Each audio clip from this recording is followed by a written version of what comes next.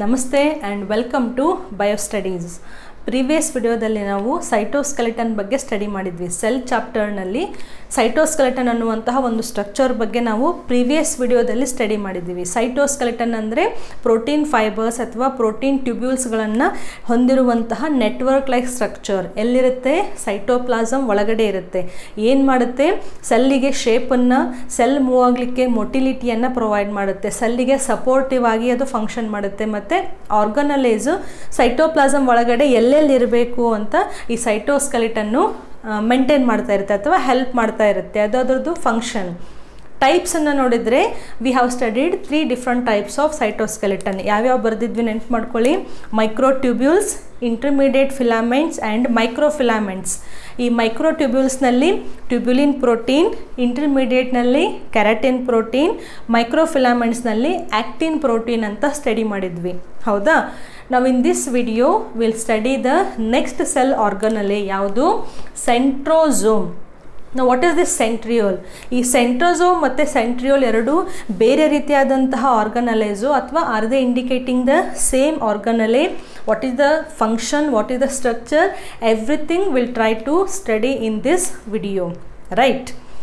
ನಾವು while studying organelles, this we have been telling from the first first video of cell. Yaudu? There are 3 types of organelles: membraneless, single membrane covered and double membrane covered. ಈ 3 ಕ್ಯಾಟಗರಿನಲ್ಲಿ centrosome ಅನ್ನುವಂತಹ ಆರ್ಗನಲೆ ಯಾವ ಕ್ಯಾಟಗರಿನಲ್ಲಿ ಬರುತ್ತೆ? It is a membraneless organelle. So you won't find any outer boundary for this organelle. ನಾವು mitochondria, chloroplast ಅಂತಂದರೆ first ಹೊರಗಡೆ ಒಂದು border ಹಾಕ್ಬಿಡ್ತೀವಿ, ಆಮೇಲೆ ಆರ್ಗನಲೆಯನ್ನು ಸ್ಟಡಿ ಮಾಡ್ತೀವಿ. ಅದೇ ಕ್ಲೋರೋಪ್ಲಾಸ್ಟ್ ಆಯಿತು ಅಂತಂದರೆ ಈ ರೀತಿಯಾಗಿ ಹೊರಗಡೆ ಒಂದು ಬಾರ್ಡರನ್ನು ಫಸ್ಟ್ ಹಾಕ್ತೀವಿ. ಬಟ್ ಇಲ್ಲಿ ಸೆಂಟ್ರೋಸೋಮ್ ಅಂತಂದರೆ ಹೊರಗಡೆಯಿಂದ ಯಾವುದೇ ರೀತಿಯಾದಂತಹ ಕವರಿಂಗು ಇರೋದಿಲ್ಲ. So it is a membraneless organelle. Membraneless organelle. ಕರೆಕ್ಟಾ? First one. ನಾವು ದಿಸ್ ಸೆಂಟ್ರೋಸೋಮ್ ಯಾವ ಸೆಲ್ಸಲ್ಲಿ ಕಂಡು ಬರುತ್ತೆ? It is seen only in animal cells. So centrosome is the organelle which are seen in animal cells and few non-flowering plants also. But mainly we'll talk about the centrosomes which are present in the animal cells. So centrosomes are present in animal cells and they are also called as central apparatus. Central apparatus. Now what is this apparatus? Why it is called central? ಒಂದು animal ಸೆಲ್ಲನ್ನು ತಗೊಂಡ್ರೆ usually ಸೆಂಟರಲ್ಲಿ ನಮಗೆ nucleus ಇರುತ್ತೆ. ಹೌದಾ? ಈ ನ್ಯೂಕ್ಲಿಯಸ್ಸಿಗೆ ಸಮೀಪವಾಗಿ ಎಲ್ಲೋ ಸೆಂಟರ್ನಲ್ಲಿ ಈ centrosome ನಮಗೆ ಕಂಡು ಬರುತ್ತೆ. Therefore it is called as a central apparatus. It is seen towards the centre of the cell. ಪೊಸಿಷನ್ನ ನಾವು ನೋಡಿದ್ರಿ. Therefore it is called as a central apparatus. Now what is the structure of the centrosome? Zome ಅಂದರೆ ಏನು? ಒಂದು body ಅಂತ ಅರ್ಥ. ಸೆಂಟ್ರೋ ಅಂತಂದರೆ centre. So cell ಸೆಂಟರ್ನಲ್ಲಿ ಇರುವಂತಹ ಒಂದು ಆರ್ಗನಲೈಸ್, ಅದರಲ್ಲೂ animal cells. Now if you talk about the structure of centrosome consists of the important structures called as centriole. ಗೊತ್ತಾಯ್ತಾ ಡಿಫ್ರೆನ್ಸು? ಸೆಂಟ್ರೋಸೋಮ್ ಅನ್ನುವಂಥದ್ದು ಒಂದು ಆರ್ಗನಲೆ. ಈ ಕನದಂಗದ ಒಳಗಡೆ ಏನಿದೆ? ಸೆಂಟ್ರಿಯೋಲ್ ಇದೆ. ಸೊ ನಾವು ಸೆಂಟ್ರೋಸೋಮನ್ನು ಡ್ರಾ ಮಾಡಬೇಕಾದ್ರೆ ಸೆಂಟ್ರಿಯೋಲನ್ನು ಅದರ ಒಳಗಡೆ ಡ್ರಾ ಮಾಡಬೇಕು. And these centriole, how they are arranged? They are hollow tube like structures. Okay? And which are perpendicular to each other. Now I have drawn here 2 centrioles. Simple. Centriole ಅಂತಂದರೆ ಒಂದು cylinder like structure, hollow cylinder like structure ಅಂತ ನೆನ್ಪಿಟ್ಕೋಬಹುದು. So what are these? Centrioles. How many we have drawn? We have drawn 2 centrioles. And these centrioles, they are covered by clear cytoplasmic region. See, look at this diagram. I am not drawing any boundary here. ಯಾವುದೇ ಒಂದು ಪೊರೆ ಅಥವಾ cover ಲೇಯರನ್ನು draw ಮಾಡ್ತಾ ಇಲ್ಲ, ಯಾಕಂದರೆ ಇದು open ಆಗಿರುವಂತಹ ಒಂದು ಆರ್ಗನಲೈಸ್.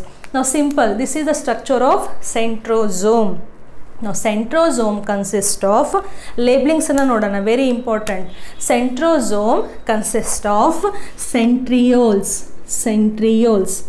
Centrioles, O-L-E-S. How many are there? 2 are there. Therefore, they are also called as diplosomes. Di ಅಂದರೆ ಎಷ್ಟು? 2. ಝೋಮ್ ಅಂದರೆ ಬಾಡಿ. ಸೆಂಟ್ರಿಯೋಲ್ಸ್ ಅಥವಾ ಡಿಪ್ಲೋಸೋಮ್ಸ್.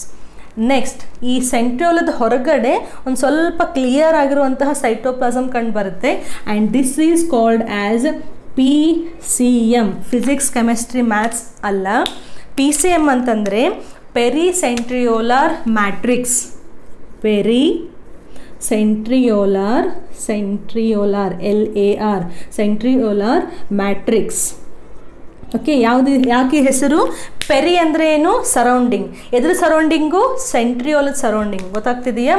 So peri centriolar matrix. So centrioles plus PCM, they make the structure of centrosome. ಗೊತ್ತಾಯ್ತಾ? Structure simple. ನಾವು ಈ pericentriolar ಮ್ಯಾಟ್ರಿಕ್ಸ್ನಲ್ಲಿ special proteins ಇರ್ತವೆ. Just ಇಷ್ಟು ನೀವು ನೆನ್ಪಿಟ್ಕೋಬೋದು ಸೆಕೆಂಡ್ PUಗೆ. ನಾವು ಸೆಂಟ್ರೋಸೋಮ್ ಅಂತ ಹೇಳಿದರೆ ಹಾಗಂದರೆ ಒಂದು ಸೆಲ್ನಲ್ಲಿ ಎಷ್ಟು ಸೆಂಟ್ರೋಸೋಮ್ಸ್ ಇರ್ತವೆ ಅಂತ. ಒಂದು ಆ್ಯನಿಮಲ್ ಸೆಲ್ನಲ್ಲಿ ಎಷ್ಟು ಸೆಂಟ್ರೋಸೋಮ್ಸ್ ಇರ್ತವೆ. ನಾವು ಸೆಲ್ ಡಿವಿಷನ್ ಮತ್ತು ಸೆಲ್ ಸೈಕಲನ್ನು ಸ್ಟಡಿ ಮಾಡಿದಾಗ ಏನು ಕಲ್ತಿದ್ದೀವಿ? ಒಂದು ಸೆಲ್ ಇರೋದು ಡಿವೈಡ್ ಆಗಿ 2 ಸೆಲ್ ಆಗುತ್ತೆ ಅಂತ ಕಲ್ತಿದ್ದೀವಿ. ಹೌದಾ? ಇವಾಗ ಈ ಹೊಸದಾಗಿ ಫಾರ್ಮ್ ಆಗಿರುವಂತಹ ಇದೇನು ಫಸ್ಟ್ ಮದರ್ ಸೆಲ್ ಅಂತ ಹೇಳೋಣ. ಮದರ್ ಸೆಲ್ ಇದೆಯಲ್ಲ, ಇದರ ಒಳಗಡೆ ಒಂದು ಸೆಂಟ್ರೋಸೋಮ್ ಇರುತ್ತೆ. ಸೊ ಒಂದು ಸೆಂಟ್ರೋಸೋಮನ್ನು ಹೆಂಗೆ ಡ್ರಾ ಮಾಡ್ಬೋದು? 2 ಸೆಂಟ್ರಿಯೋಲ್ಸು ಮತ್ತು ಅದು ಸುತ್ತಲೂ PCM. ಹೌದಾ?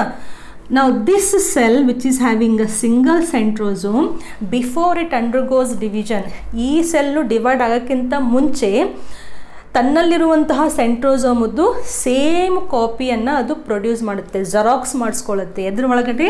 ತನ್ನ ಸೆಲ್ ಒಳಗಡೆನೆ. ಓಕೆ, ಸೊ ಒಂದು ಈಗ ಡಿವಿಷನ್ ಆಗೋಕ್ಕಿಂತ ಮುಂಚೆ ನೀವು ಸೆಲ್ಸನ್ನು ನೋಡಿದರೆ ಒಂದು ಸೆಲ್ನಲ್ಲಿ ನಮಗೆ 2 ಸೆಂಟ್ರೋಸೋಮ್ಸ್ ಕಾಣ್ತವೆ. ಯಾಕೆ ಇದು ಜೆರಾಕ್ಸ್ ಮಾಡ್ತು? ಯಾಕೆ ಅದು ತನ್ನ ಓನ್ ಕಾಪಿನ ಅದು ಪ್ರೊಡ್ಯೂಸ್ ಮಾಡ್ತು ಅಂತಂದರೆ, ನಾವು these 2 centrosomes they play a very very important role in cell division. ಅದೇನು ಅಂತ ನಾವು ನೆಕ್ಸ್ಟ್ ಚಾಪ್ಟರ್ನಲ್ಲಿ ಸ್ಟಡಿ ಮಾಡೋಣ. ಸದ್ಯಕ್ಕೆ ನೆನ್ಪಿಟ್ಕೊಳ್ಳಿ, ಒಂದು ಸೆಲ್ನಲ್ಲಿ 2 ಸೆಂಟ್ರೋಸೋಮ್ಸ್ ಇದ್ದಾವೆ. ಈ ಸೆಲ್ಲು ಡಿವೈಡ್ ಆಗಬೇಕಾದ್ರೆ ಒಂದು ಸೆಂಟ್ರೋಸೋಮು ಒಂದು ಸೆಲ್ಲಿಗೆ ಹೋಗುತ್ತೆ, ಇನ್ನೊಂದು ಸೆಂಟ್ರೋಸೋಮು ಈ ಸೆಲ್ಲಿಗೆ ಹೋಗುತ್ತೆ. ಸೊ 2 ಇರ್ತಲ್ಲ, 2 ಒಂದೊಂದು ಕೊಟ್ಟು ಅದು ಡಿವೈಡ್ ಆಗಿಬಿಡುತ್ತೆ. ಯಾವುದು? Mother cell. ಇದ್ರ ಒಳಗಡೆ ಅಗೇನ್ ಇಲ್ಲಿ ಹೊಸ ಸೆಂಟ್ರೋಸೋಮ್ ಆಯಿತು. ಇಲ್ಲಿಯೂ ಕೂಡ ಈ ಕಡೆಯಿಂದ ಒಂದು ಸೆಂಟ್ರೋಸೋಮ್, ಇಲ್ಲೊಂದು centrosome. Again they will make another copy and again they will divide. So ಈ ರೀತಿಯಾಗಿ ನ್ಯೂಲಿ ಫಾರ್ಮ್ಡ್ ಸೆಲ್ಸ್ನಲ್ಲಿ ನಿಮಗೆ ಒಂದೇ ಸಿಕ್ಕಿರುತ್ತೆ ಸೆಂಟ್ರೋಸೋಮು. ಬಟ್ ಅದೇ ನೀವು ಇಂಟ್ರಿಫೇಸಿಗೆ ತೊಗೊಂಡ್ರಿ ಅಂತಂದರೆ ಅಲ್ಲಿ ಆಲ್ರೆಡಿ ಅದು ಡಿವೈಡ್ ಆಗಿ 2 ಸೆಂಟ್ರೋಸೋಮನ್ನ ಫಾರ್ಮ್ ಮಾಡಿರುತ್ತೆ. 2 ಸೆಂಟ್ರೋಸೋಮ್ ಅಂದರೆ ಎಷ್ಟು ಸೆಂಟ್ರಿಯೋಲ್ಸ್ ಆಯಿತು? 4 ಸೆಂಟ್ರಿಯೋಲ್ಸ್ ಆಯಿತು. ಗೊತ್ತಾಗ್ತಿದೆಯಾ? ಕನ್ಫ್ಯೂಷನ್ ಬೇಡ. ನಾವು ಆಲ್ ದೀಸ್ ಇದೇನು ಎಕ್ಸ್ಪ್ಲೇನ್ ಮಾಡಿದ್ದೇವಲ್ಲ, ನೆನ್ಪಿಟ್ಕೊಳ್ಳಿ, this is seen only in case of animal cells. Plant ಸೆಲ್ನಲ್ಲಿ ಹೆಂಗೆ ಡಿವಿಷನ್ ಆಗುತ್ತೆ ಅದು ಇವಾಗ ಬೇಡ. Just will talk about the centrosome with respect to animal cells. Right? Next, ನಿಮ್ಮ ನೀಟ್ ಎಕ್ಸಾಮ್ಗೆ ಮತ್ತು CET ಎಕ್ಸಾಮ್ಗೆ structure of centriole is very very important. ಈ ವಿಡಿಯೋ ಯಾಕೆ ಇಂಪಾರ್ಟೆಂಟ್ ಅಂತಂದರೆ ನಿಮಗೆ ಸೆಂಟ್ರಿಯೋಲದ್ದು ಸ್ಟ್ರಕ್ಚರು ಅಲ್ಲೊಂದು ಫಾರ್ಮುಲಾ ಇದೆ, ಅದು ನೀವು ನೆನ್ಪಿಟ್ಕೋಬೇಕು. ಓಕೆ, ಇವಾಗ ಡ್ರಾ ಮಾಡಬೇಕಾದ್ರೆ ಎಷ್ಟು ಈಸಿಯಾಗಿ ನಾವು ಡ್ರಾ ಮಾಡಿಬಿಟ್ಟಿದ್ದೀವಿ. 2 ಸೆಂಟ್ರಿಯೋಲ್ ಇರುತ್ತೆ, ಪರ್ಪೆಂಡಿಕ್ಯುಲರ್ ಟು ಈಚ್ ಅದರ್. ಅವು 2 ಲಂಬಕೋನವಾಗಿ ಹೀಗೆ ಅರೇಂಜ್ ಆಗಿರ್ತವೆ ಅಥವಾ ಈ ರೀತಿಯಾಗಿ ಅರೇಂಜ್ ಆಗಿರ್ತವೆ. ಬಟ್ ನಾಟ್ ಪ್ಯಾರಲಲ್ಲಿ. ಪ್ಯಾರಲಲ್ ಆಗಿ ಅರೇಂಜ್ ಆಗಿರೋದಿಲ್ಲ. No this is one and this is another one. No, parallel arrangement ಇರೋದಿಲ್ಲ. They are perpendicular to each other. ಈ ರೀತಿಯಾಗಾದರೂ ಇರ್ಬೋದು ಅಥವಾ ಈ ರೀತಿಯಾಗಿ ಆದರೂ ಇರ್ಬೋದು. ಪರ್ಪೆಂಡಿಕ್ಯುಲರ್ ಆಗಿ ಅರೇಂಜ್ ಆಗಿರ್ತವೆ. ಓಕೆ, ನಾವು will study the structure of centriole which is very very important. ಇಲ್ಲಿ ಸ್ವಲ್ಪ ನೀವು ಇಮ್ಯಾಜಿನ್ ಮಾಡಬೇಕು. ನಾವು what is this centriole structure? Centriole, it has a cartwheel like organization. Cartwheel like organization. Organization ಅಂದರೆ arrangement. Organisation ರಚನೆ ಅಂತ ಹೇಳ್ಬೋದು. ಕಾರ್ಟ್ ಅಂದರೆ ಏನು? ಬುಲ್ಲಕ್ ಕಾರ್ಟ್ ಅಂದರೆ ಚಕ್ಡಿ ಗಾಡಿ ಅಂತ ಹೇಳ್ತೀವಲ್ಲ. ಈ ಚಕ್ಡಿ ಗಾಡಿನ ನೀವು ಇಮ್ಯಾಜಿನ್ ಮಾಡಿದರೆ 2 ಗಾಲಿ ಇರ್ತವೆ. ಹೌದಾ? ಈ 2 ಗಾಲಿ ಎರಡು ಗಾಲಿ ಒಂದಕ್ಕೊಂದು ಹಿಂಗೆ ಜಾಯಿನ್ ಆಗಿದ್ದಾವೆ ಅಂತ ಇಮ್ಯಾಜಿನ್ ಮಾಡಿ. ಸೊ ಎರಡು ಗಾಲಿ ಮತ್ತು ಅವು ಜಾಯಿನ್ ಆಗಿದ್ದು ಆ ಸ್ಟ್ರಕ್ಚರು ಸಿಮಿಲರ್ ಆಗಿ ನಮಗೆ ಸೆಂಟ್ರಿಯೋಲ್ನಲ್ಲಿ ಕಂಡು ಬರುತ್ತೆ. ಡ್ರಾ ಮಾಡಬೇಕಾದ್ರೆ ಈ ಥರ ರಾಡ್ ಲೈಕ್ ಡ್ರಾ ಮಾಡಿಬಿಡ್ತೀವಿ. ಬಟ್ ಎಕ್ಸಾಕ್ಟ್ಲಿ ಹೆಂಗಿರುತ್ತೆ ಅಂತಂದರೆ ಕಾರ್ಟ್ ವೀಲ್ ಲೈಕ್ ಆರ್ಗನೈಸೇಷನ್. ನಮ್ಮ ಚಕ್ಡಿ ಗಾಡಿದು ಗಾಲಿ ಇರ್ತಾವಲ್ಲ, ಎರಡೂ ಗಾಡಿನ ಜಾಯಿನ್ ಮಾಡಿದರೆ ಒಂದು ಟ್ಯೂಬ್ ಆಯಿತು ಅದು. ಹೌದಾ, ಒಳಗಡೆ ಪೊಳ್ಳಿದೆ, ಹೊರಗಡೆ ನೀವು ಅದನ್ನು ಜಾಯಿನ್ ಮಾಡಿದರೆ ಅದು ನಮಗೆ ಒಂದು ಟ್ಯೂಬ್ ಲೈಕ್ ಸ್ಟ್ರಕ್ಚರ್ ಕಾಣುತ್ತೆ. ಅದೇ ರೀತಿಯಾಗಿ ನಮಗೆ ಸೆಂಟ್ರಿಯೋಲ್ಸ್ ಕಾಣಿಸುತ್ತೆ. C, this is one wheel and this is the another wheel. ಹೌದಾ, ಈ ಎರಡೂ ವೀಲನ್ನು ಈ ಥರ ನಾವು ಜಾಯಿನ್ ಮಾಡಿಬಿಟ್ರೆ ನಾವು ದಿಸ್ ಈಸ್ ಒನ್ ಸೆಂಟ್ರಿಯೋಲ್. ಇವಾಗ ಇದು ಸ್ಟ್ರೇಟ್ ಆಗಿದೆ ಅಂತಂದರೆ ನೆಕ್ಸ್ಟ್ ಸೆಂಟ್ರಿಯೋಲ್ ಹೆಂಗೆ ಅರೇಂಜ್ ಆಗಿರುತ್ತೆ, ಈ ರೀತಿಯಾಗಿ ಅರೇಂಜ್ ಆಗಿರುತ್ತೆ. Because they should be perpendicular to each other. ಗೊತ್ತಾಯ್ತಾ, perpendicular to each other. So first point, centriole it has a cart wheel like organisation. ಇವಾಗ ನಾವು ಚಕ್ಡಿ ಗಾಡಿದು ಗಾಲಿ ತೊಗೊಂಡ್ರೆ ಅಲ್ಲಿ ನಾವು ಕಟ್ಟಿಗೆಯಿಂದ ಒಂದು ಹೊರಗಡೆ ಈ ರೀತಿ ಫುಲ್ ರೌಂಡ್ ಆಗಿರುವಂತಹ ರೇಡಿಯಸ್ ಇರುತ್ತೆ. ಒಳಗಡೆಯಿಂದ ಈ ಕಟ್ಟಿಗೆದೇ ಪೂರ್ತಿ ಕೋಲುಗಳು ಹಿಂಗೆ ಟಚ್ ಆಗಿರ್ತವೆ ರೇಡಿಯಸ್ಸಿಗೆ. ಹಾಗಂದರೆ ಇಲ್ಲಿ ಸ್ಟ್ರಕ್ಚರ್ ಹೆಂಗಿರುತ್ತೆ ಅಂತಂದರೆ very very important. Centriole it has a 9 triplets. Okay, ನಾವು ಟ್ರಿಪ್ಲೆಟ್ ಬಿಟ್ಬಿಡಿ, ಜಸ್ಟ್ 9 ಅಂತ ನೆನ್ಪಿಟ್ಕೊಳ್ಳಿ first. So first will draw 9. 1 then 2 3 4 5 6 7 8 okay and 9. okay, now what is this triplet? Tri ಅಂದರೆ ಎಷ್ಟು? 2 ಅಂತ ಅರ್ಥ. For example, now this is single. ಹೌದಾ, now this is doublet ಅಥವಾ ಡಬಲ್. ಟ್ರಿಪ್ಲೆಟ್ ಅಂದರೆ ಏನು? 3. 1 2 3. ಸೊ ಸಮಥಿಂಗ್ ವಿಚ್ 3 ಅರೇಂಜ್ ಆಗಿದ್ರೆ ಅದಕ್ಕೆ ನಾವು ಟ್ರಿಪ್ಲೆಟ್ ಅಂತ ಹೇಳ್ತೀವಿ. ಸೊ ಇಲ್ಲಿ ನಾವು ಸದ್ಯಕ್ಕೆ ಇದನ್ನು ನಾವು ಸಿಂಗಲ್ ಮಾಡಿದ್ದೀವಿ ಗೊತ್ತಾಗಲಿ ಅಂತ. ಸೊ ಇದನ್ನು ನೀವು ಟ್ರಿಪ್ಲೆಟ್ ಮಾಡಿ. ಇವಾಗ 2 and 3 ಗೊತ್ತಾಗ್ತಿದೆಯಾ? 2 and 3 2 3. ಜಸ್ಟ್ ಅ ಮಿನಿಟ್, ಇದನ್ನ ಕಂಪ್ಲೀಟಾಗಿ ಡ್ರಾ ಮಾಡಿದ್ರೇ ಸ್ಟ್ರಕ್ಚರ್ ಅರ್ಥ ಆಗೋದು. ನಾವು ದೀಸ್ ಆರ್ ದ 9 ಟ್ರಿಪ್ಲೆಟ್ಸ್. ಗೊತ್ತಾಗ್ತಿದೆಯಾ? So these are the 9 triplets. ನಾವು one thing you must have observed here. See, 9 ಟ್ರಿಪ್ಲೆಟ್ಸನ್ನು ನಾವು ಈ ರೀತಿ ಕೂಡ ಡ್ರಾ ಮಾಡ್ಬೋದಿತ್ತು. ಹೇಗೆ? 1 2 3 4 5 6 7 8 9 ಹಿಂಗೂ ನಾವು ಡ್ರಾ ಮಾಡ್ಬೋದಿತ್ತಲ್ಲ. ಇದನ್ನ ನೋಡಿ, ಎಕ್ಸಾಕ್ಟ್ಲಿ ಸ್ಟ್ರೇಟಾಗಿ ಒಂದ್ರ ಕೆಳಗೆ ಒಂದು ಒಂಥರ ನೀವು ರಂಗೋಲಿ ಹಾಕಿದಂಗೆ. ಹೌದಾ? See, now you tell me what is the difference between this arrangement and this arrangement. Concentrate on the triplets. The triplets, they are not exactly one above the above. And sorry, one above the next one. It exactly straight agi arrange ಆಗಿರೋದಿಲ್ಲ.